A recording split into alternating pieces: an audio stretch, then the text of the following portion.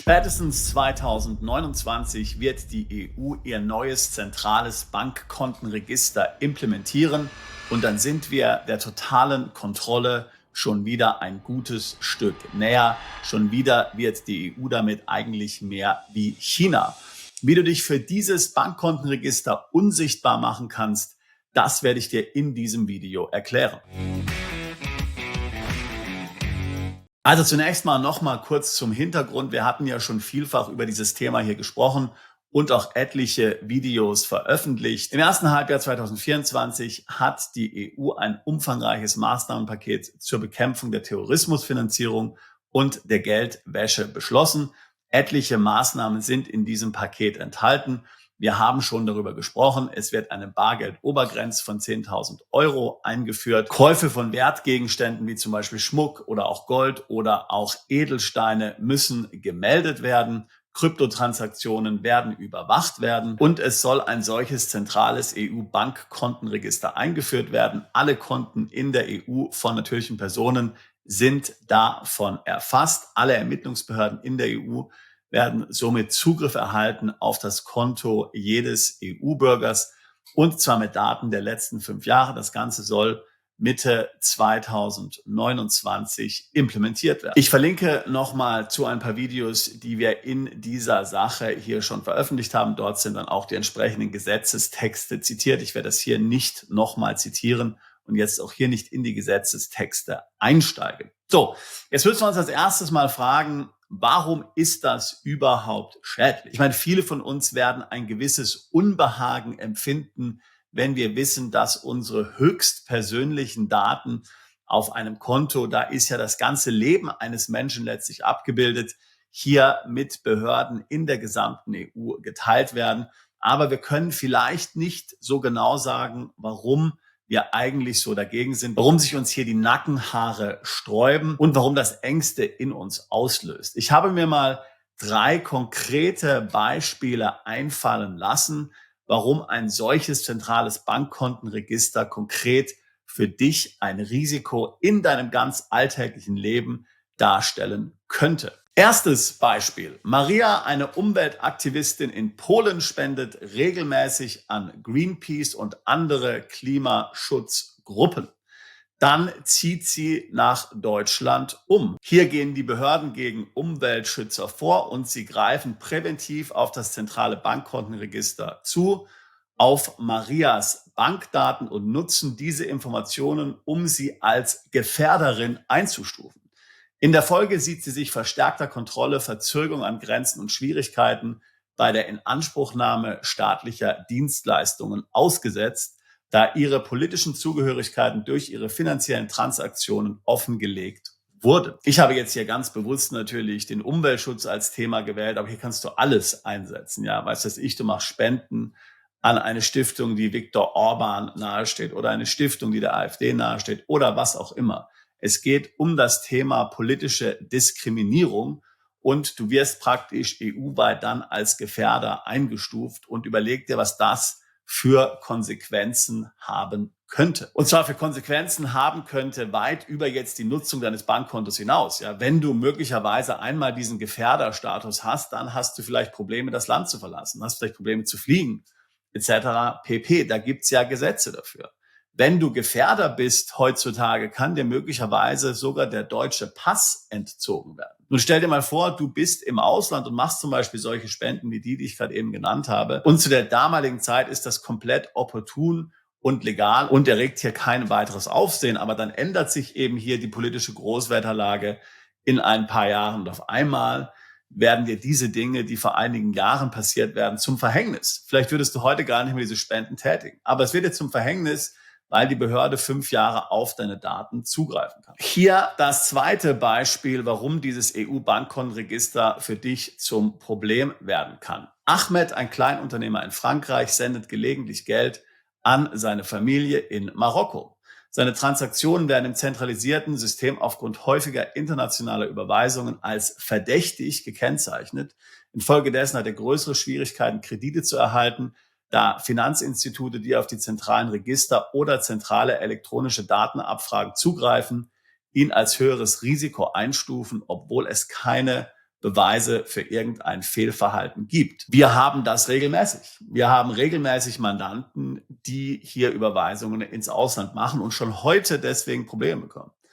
Wir hatten vor kurzem eine Mandantin, die hat eine Wohnung in Panama gekauft. Die hat eine deutsche Immobilie verkauft. Alles ganz sauberes, ganz legales Geld, hat dann das Geld nach Panama überwiesen, um dort eine andere Immobilie zu kaufen und hat dann Probleme mit der Bank und den deutschen Ermittlungsbehörden bekommen. Jetzt stell dir vor, du bist dem auf einmal EU-weit ausgesetzt. Mal angenommen, du willst nach Spanien umziehen, dich dort anmelden bei den Behörden und da bist schon als jemand bekannt, der hier mal irgendwann Geld nach Panama überwiesen hat und deswegen Probleme mit den deutschen Ermittlungsbehörden hat. Vielleicht sagt man dir dann, naja, wir wollen dich hier nicht. Nun, du kannst natürlich dennoch überall in der EU leben, aber wie gesagt, vielleicht wird dir das Leben schwer gemacht oder du bist unangenehmen Situationen ausgesetzt. Also auch hier allein die Tatsache, dass du ins Ausland Geld überweist, kann verdächtig sein oder dass du an Kryptobörsen überweist oder was auch immer. Beispiel Nummer 3. Sophia ist eine geschiedene Mutter aus Deutschland.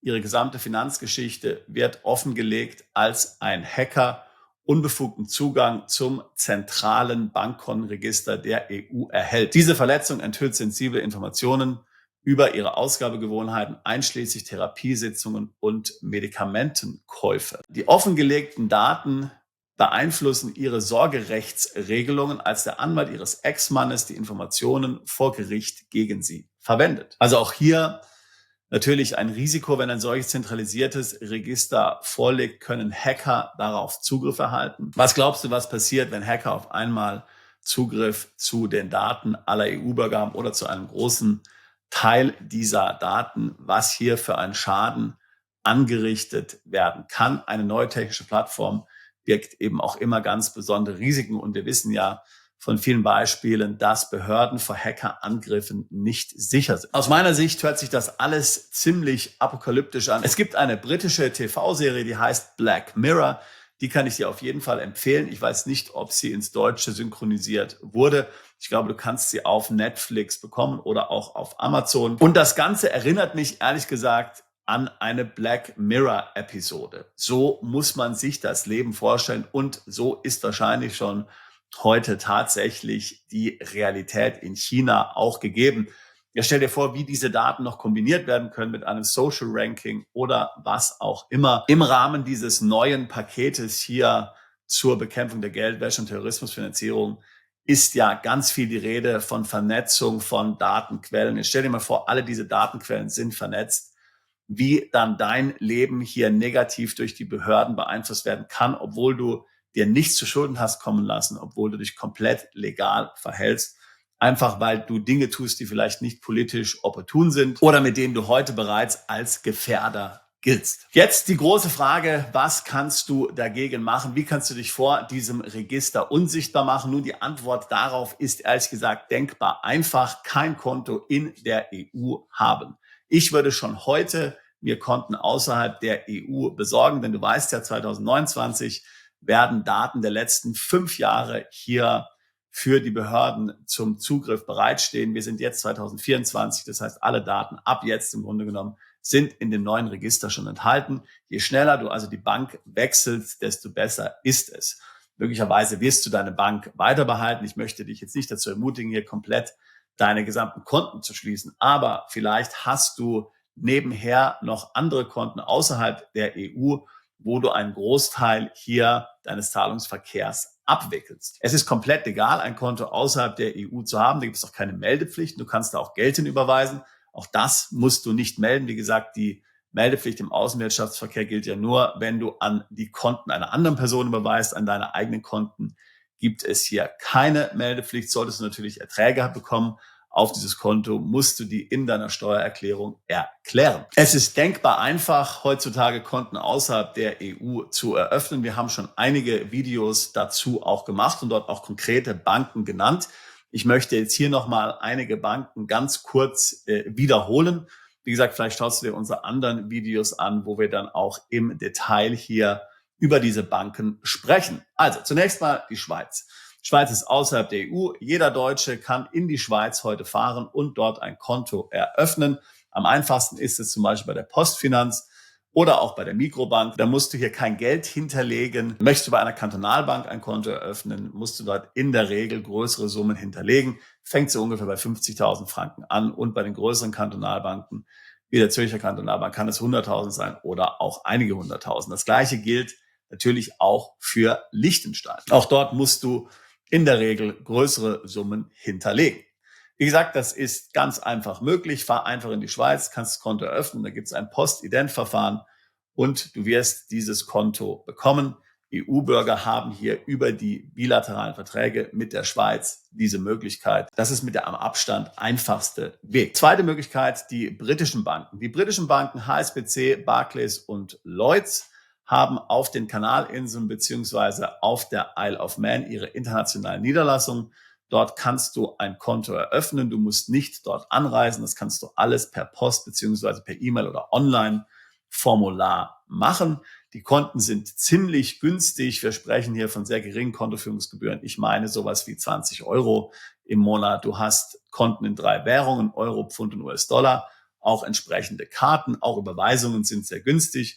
Hier musst du einen kleineren Betrag an Geld hinterlegen. Es fängt so ungefähr bei 20.000 Pfund an oder eben einen gewissen Jahresumsatz auf dem Konto tätigen. Wie gesagt, diese 3 großen Banken kann man empfehlen. Da gibt es natürlich auch andere Banken auf diesen Inseln. Aber HSBC, Barclays und Lloyds sind sicherlich ganz gute Optionen. So, das dritte Land, das ich nennen möchte, sind die USA. Auch in den USA kannst du ein Konto eröffnen. Vorteil an den USA sind, dass sie nicht am automatischen Informationsaustausch teilnehmen. Hier natürlich nur Konten in US-Dollar, keine Konten in Euro. Es ist ziemlich einfach, ein Geschäftskonto zu eröffnen. Dann brauchst du natürlich eine Firma, eine LLC oder sowas. Und die Firmengründung hat natürlich wieder ihre eigenen Komplikationen, das ist mir klar. Die Alternative ist, eine amerikanische Steuernummer ITIN zu besorgen. Das können wir für dich erledigen. Dann kannst du auch Privatkonten in den USA eröffnen. Vielfach online. Du brauchst dann eine Postadresse in den USA. Da gibt es verschiedene Adressanbieter, die dir das zur Verfügung stellen können. Oder du reist einfach mal im Urlaub nach Florida und kannst dann ein Konto eröffnen, im Grunde bei allen großen amerikanischen Banken, Bank of America, Chase und so weiter und so fort. Der Vorteil, wenn du das machst, ist, dass du damit auch eine US-Bonität aufbaust. Und damit kannst du dann innerhalb nützlicher Frist, ich sage mal innerhalb von einem Jahr, dann auch tatsächlich Credit in den USA bekommen, eine Kreditlinie oder eben die sehr guten amerikanischen Kreditkarten, wo du dann zum Beispiel sehr attraktive Vielfliegerprogramme nutzen kannst. Also das ist eine weitere Möglichkeit, wenn du dich für ein Konto außerhalb der EU interessierst. Wie gesagt, ich würde dir raten, dass du dich intensiv mit diesem Thema befasst. Sicherlich ist dieses Thema Kontoeröffnung im Ausland, außerhalb der EU, auch ein wichtiges Thema auf unseren Veranstaltungen. Ende November 2024 haben wir einen Workshop in Zürich, unser Plan B Schweizer Taschenmesser-Seminar. Eins dieser Tools des Schweizer Taschenmessers für deinen Plan B ist die Eröffnung von Konten und Depots außerhalb der EU. Das heißt, es wird dort ein wichtiger Teil dieser Veranstaltung sein und bei unseren anderen Veranstaltungen natürlich auch. Aber auch wenn du nicht daran teilnimmst, würde ich jetzt auf jeden Fall beginnen, dich damit auseinanderzusetzen, dich zu entscheiden, willst du das machen, ein Konto außerhalb der EU zu eröffnen oder vielleicht auch nicht, vielleicht siehst du keine Notwendigkeit, aber lass es nicht einfach an dir vorbeiziehen, lass es nicht einfach passieren, sondern treffe eine bewusste Entscheidung. Ja, vielleicht sagst du, okay, ich bekomme sowieso nur eine kleine Rente. Was bringt es mir da, ein Konto im Ausland zu haben? Für mich gibt es kein Risiko. Gut, das ist ein gutes Argument. Aber wie gesagt, befasse dich damit hier, denke darüber nach und treffe dann eine informierte Entscheidung. Das ist im Grunde der wichtige Punkt. Gerade im Hinblick auf CDBCs sind natürlich auch ausländische Konten attraktiv, weil wenigstens hast du dann mehr Möglichkeiten. Man weiß ja nicht, was hier genau mit den CDBCs passieren wird, ob man hier stark eingeschränkt sein wird oder nicht. Auch hier natürlich Vermögen außerhalb der EU, Vermögen im Ausland entscheidend. Und auch das natürlich ein wichtiger Punkt bei unseren Veranstaltungen und bei unserem Seminar. So, wenn das Thema Konten im Ausland auch für dich ein Thema ist, du auswandern möchtest, einen Plan B im Ausland etablieren willst, dann würde ich mich freuen, mit dir ein Beratungsgespräch zu führen. Den Link dazu packe ich hier in die Beschreibung dieses Videos mit hinein. Seit fast 20 Jahren machen wir nichts anderes, als Mandanten dabei zu beraten, ins Ausland umzuziehen, Firmen zu gründen, sich steuerlich zu optimieren, einen Plan B aufzubauen. Ich würde mich freuen, auch dich alsbald zu unserer Mandantschaft zählen zu können. Bist du Unternehmer, Freiberufler oder Investor? zieht es dich schon lange ins Ausland? Mach heute den ersten konkreten Schritt in eine Zukunft mit mehr Geld und mehr Freiheit. Buche ein Beratungsgespräch mit Sebastian und seinen Kollegen. Unsere Kanzlei unterstützt Mandanten wie dich dabei, deine Steuerlast legal zu reduzieren, Vermögen aufzubauen und zu schützen und deine persönliche Freiheit zu maximieren. Profitiere jetzt von unserem Fachwissen und unserem Netzwerk. Gehe zu mandatierung.com und werde Mandant unserer Kanzlei.